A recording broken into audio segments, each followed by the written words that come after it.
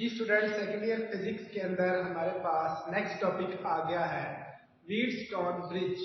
तो Wheatstone bridge हमारे पास क्या होता है जी, एक इलेक्ट्रिकल सर्किट आप यहाँ पे देख सकते हैं जिसको हम यूज करते हैं टू फाइंड अननोन रेजिस्टेंस। यानी चार में से कोई एक हमारे पास ऐसी रेजिस्टेंस होती है जिसके बारे में हमें मालूम नहीं है कि उसकी कितनी वैल्यू है। तो उस वैल्यू को कैलकुलेट करने के लिए हम इस सर्किट का इस्तेमाल करते हैं। तो आइए इसको एक्सप्लेन करते हैं।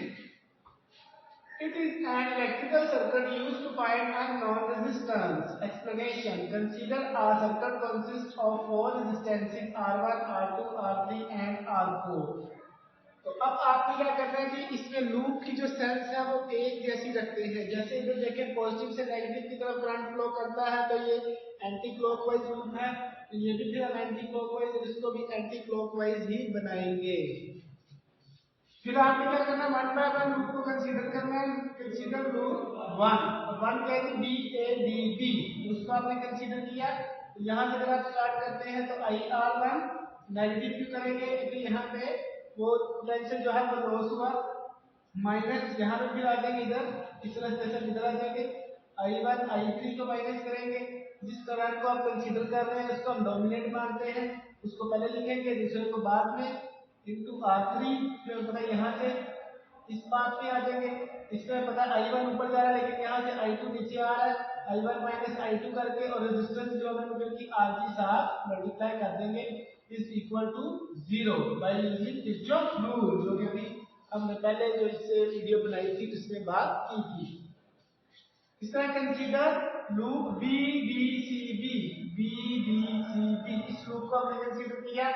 इसमें भी इधर मूव करेंगे तो I2 R2 आएगा, ठीक है, जैसे यहाँ पे आप देख सकते हैं।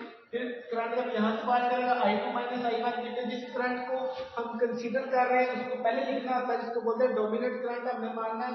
दूसरे को I1, तो I2 माइनस I1 करेंगे इंटू RG, क्योंकि डोमिनेटर में से पास कर रहा है तो इसकी रेजिस्टेंस RG है, माइनस I2 माइनस I3, क्योंकि जब इधर से पास करेगा इधर से करंट I3 आ रहा है, इधर से करंट I2 जा रहा है जो कि लूप 2 का है, तो हम I2 minus I3 into R4 resistance साथ लिख देंगे।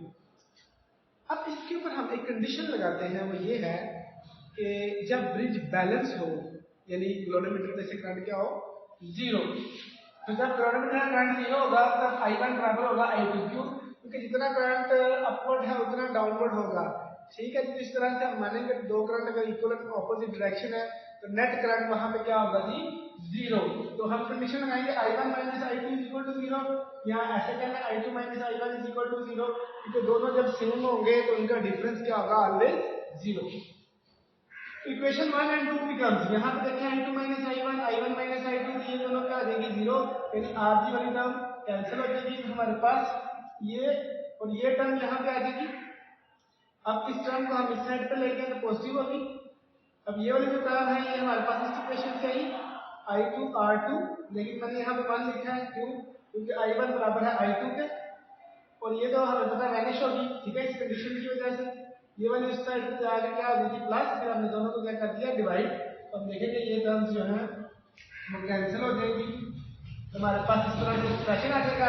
अब अगर हम मान लें R1 हमारे पास अननोन रेजिस्टेंस है, तो R1 को इधर रख के हम इसको इधर मल्टीप्लाई करके इस तरह से अननोन रेजिस्टेंस फाइंड करने के लिए एक फार्मूला बना सकते हैं। तो ये है जी तरीका, how to find unknown resistance by using Wheatstone bridge. Thank you.